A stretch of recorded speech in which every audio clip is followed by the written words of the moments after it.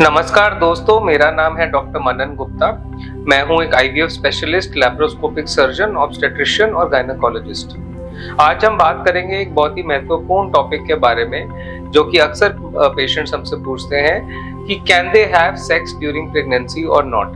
क्या वो प्रेगनेंसी में सेक्स कर सकते हैं या नहीं। तो इसका जवाब थोड़ा कॉम्प्लिकेटेड है।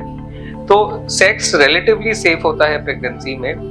फर्स्ट ट्राइमेस्टर यानी कि जो पहले 3 महीने होते हैं प्रेगनेंसी के, इसमें जो मदर होती है उसको नोजिया होता है, वॉमिटिंग होती है, टायर्डनेस होती है। तो नॉर्मली एडवाइस ये होता है कि प्रेगनेंसी परमानेंट होने तक यानी कि सेकेंड ट्राइमेस्टर शुरू होने तक सेक्स को अवॉइड करना चाहिए। इससे मिसकैरेजेस के चांसेस और जो मदर है उसके इंजरी के चांसेस कम हो जाते हैं। ऑल्दो सेकेंड ट्राइमेस्टर और थर्ड ट्राइमेस्टर में सेक्स काफी सेफ होता है और अच्छा माना जाता है। तो लोगों के मन में आता है कि सेक्स करने से क्या जो फीटस है, बेबी है, वो सेफ है या नहीं है। तो जो बेबी होता है वो चारों तरफ से एमनियोटिक फ्लूइड से कवर्ड होता है और यूट्राइन मसल्स और यूट्राइन टिश्यू से कवर्ड होता है। वो काफी अच्छे से काफी लेयर्स में प्रोटेक्टेड होता है और जो सेक्सुअल इंटरकोर्स का एरिया होता है उससे काफी दूर होता है। तो सेकेंड ट्राइमेस्टर यानी कि 12 हफ्ते से लेके 24 हफ्ते की प्रेगनेंसी, 3 महीने से 5 महीने तक की प्रेगनेंसी में सेक्स काफी सेफ होता है। फिर एक क्वेश्चन आता है कि कौन सी पोजीशन में सेक्स करना चाहिए। तो जो पहले 3 महीने होते हैं, first month to third month, उसमें जो मिशनरी पोजीशन होती है वो सेफ होती है। जो थर्ड ट्राइमेस्टर होता है जिसमें जो मदर की बेली है वो बाहर आ जाती है, उसमें डॉगी स्टाइल या फिर काउ गर्ल पोजीशन जो है वो सेफ होती है, जिसमें जो मदर का अब्डोमेन होता है वो दबता नहीं है।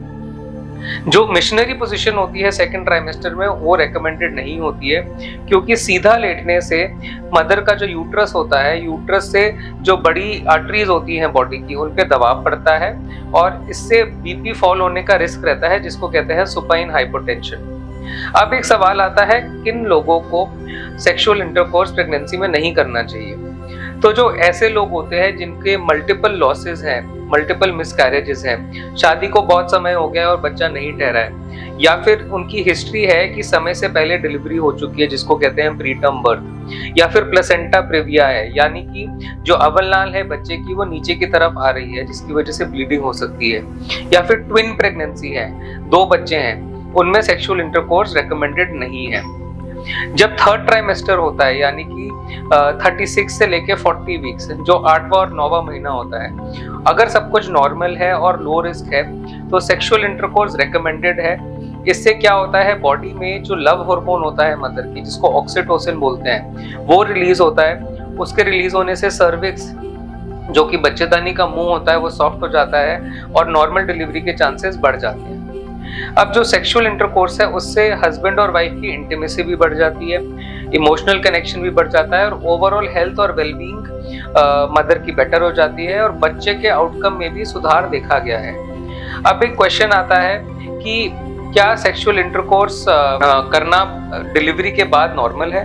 तो नॉर्मल डिलीवरी के 6 हफ्ते तक सेक्सुअल इंटरकोर्स रेकमेंडेड नहीं होता, क्योंकि एपिसियोटमी या फिर जो टाके होते हैं उनके लगने के बाद उनके खुलने का डर होता है। अब एक क्वेश्चन आता है कि कितना फ्रीक्वेंटली सेक्सुअल इंटरकोर्स कर सकते हैं। तो इसका कोई स्टैंडर्ड आंसर नहीं है। सेक्सुअल इंटरकोर्स डेली भी कर सकते हैं और दिन में 2 से 3 बार भी कर सकते हैं। अगर आपको प्रेगनेंसी, आईवीएफ या एमटीपी से रिलेटेड कोई भी डाउट हो या मेरे साथ व्हाट्सएप वीडियो कंसल्टेशन करना चाहें तो नीचे लिखे नंबर पे कांटेक्ट करके अपॉइंटमेंट ले सकते हैं, हमारी वेबसाइट विजिट कर सकते हैं या हमारे साथ फिजिकल कंसल्टेशन कर सकते हैं। मैं एलांटिस हेल्थ केयर, लाजपत नगर, नई दिल्ली में प्रैक्टिस करता हूं और अधिक जानकारी के लिए हमारे चैनल के साथ बने रहें। लाइक करें, सब्सक्राइब करें, शेयर करें।